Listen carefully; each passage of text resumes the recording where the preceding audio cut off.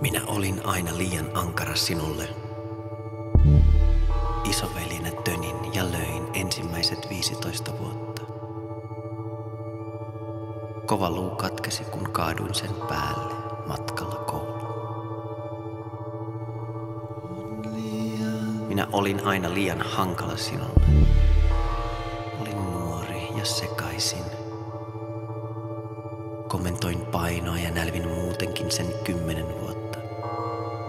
Kestit kaiken ja annoit takaisin, koska olit meistä kaikista vahvin. Minä olin aina liian etäinen sinulle. Asuin kaukana ja olin ylpeä. Hiljaisuutta seuraavat 5. En soittanut, en kertonut, en kysellyt, mitä nyt joskus, jos veli joutui sairaalaan. Minä olin aina liian kova sinulle. Olin vanha ja väsynyt. Ja eräänä päivänä, kun raavin kuivunutta maalia seinästä, loppuivat vuodet. Kuin loppuvat juhlat. Kuin kesä. Kuin sammuva.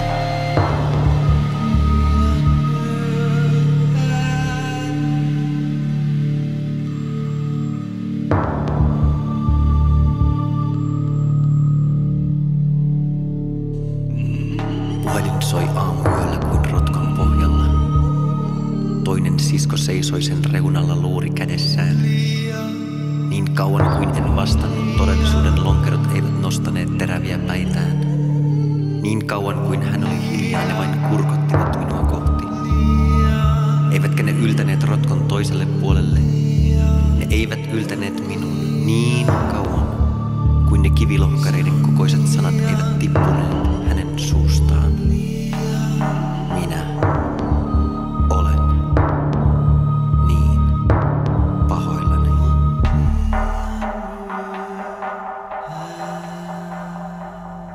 Minä en ollut siellä sinulle. Minun olisi pitänyt suojella. Olla sinun puolella. Täällä muistojen autiokylässä, missä rutiinien riekaleet kiertyvät päivien savuaviin raunioihin. Täällä se on kaikkialla. Vauvan riippukeinun narinassa, puusto putoavassa korpissa, varjossa peilin päällä, lyhtypylvääseen sidotussa narussa, joka roikkuu yksin tihkussa, ja tuulessa, joka kävelee lävitseni hautausmaalla, jossa vastaamattomien kysymysten krematorion poltteesta meille jää vain tuhkaa.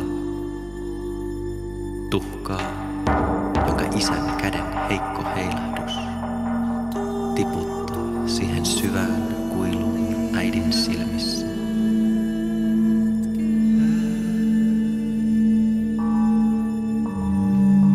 Minä luhistun, arkku kuin ydinpommi olallani.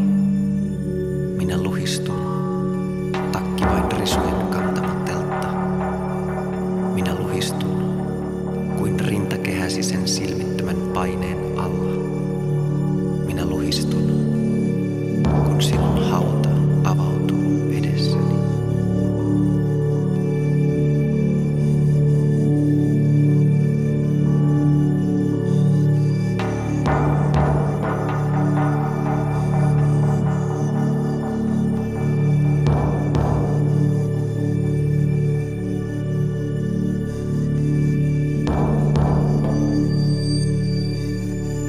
Myöhemmin me kaikki makaamme huokausten sakastin kylmällä lattialla.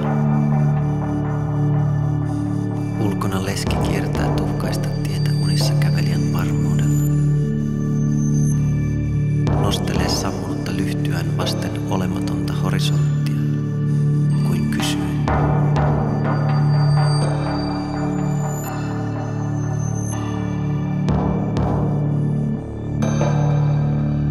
Höyry nousee puhkaistujen silmien alta.